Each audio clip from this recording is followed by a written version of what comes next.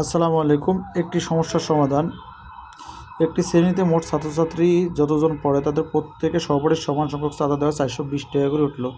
তাহলে ওই শ্রেণীর শিক্ষার্থী কত? অঙ্কটা একটু ক্রিটিক্যাল মনে হলেও আমরা সহজ পদ্ধতিতে আসুন সমাধান করি।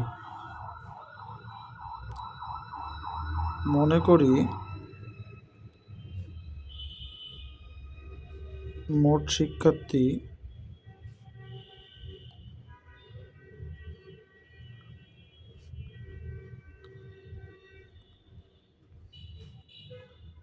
এক্স জন।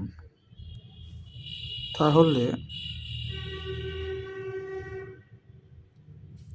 সহপাঠীদের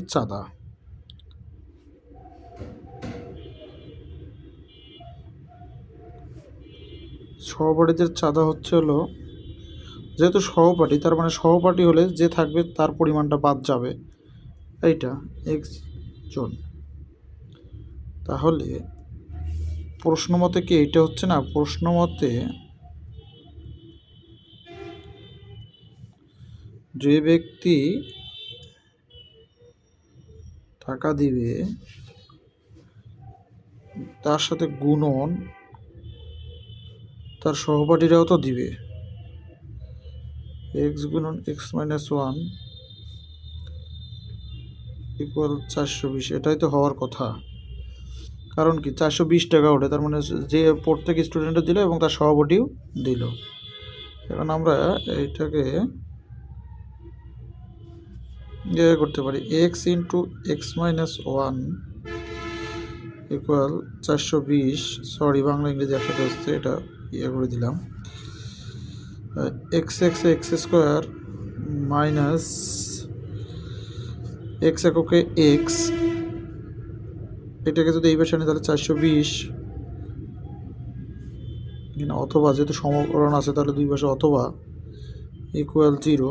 তাহলে আমরা এটা মিডল টার্ম করতে পারি। আমরা জানি 21 দুগুণ 42, তাহলে মিডল টার্ম করবো এক্স স্কোয়ার, যেহেতু এক্স আছে মাইনাস এক্স আছে তাহলে 21। মিডল টার্ম কাকে বলে? এমন একটা সংখ্যা নেব যা প্লাস মাইনাস করে মাঝেরটা মাঝে হবে এবং গুণ করে শেষের রাশিটার সাথে মিলবে। X square minus 21x plus 20x, তার মানে এই যে 21x থেকে 20x বাদ দিলে তাহলে হচ্ছে হলো মাইনাস এক্স 420 এবং 21 দুগুণ 42 গুণ করলে, তার মানে আমাদের মিডল টার্ম নেব। মিডল টার্ম নেওয়ার শর্তের পর আমরা এখন কমন নেব। এক্স কমন নিলে এক্স মাইনাস 21 এবার প্লাস 20 নিলে এক্স মাইনাস 21 ইকুয়াল 0। তাহলে রাশি দুটো পাবো, একটা এক্স মাইনাস 21 আর একটা হচ্ছিল এক্স প্লাস 21। তাহলে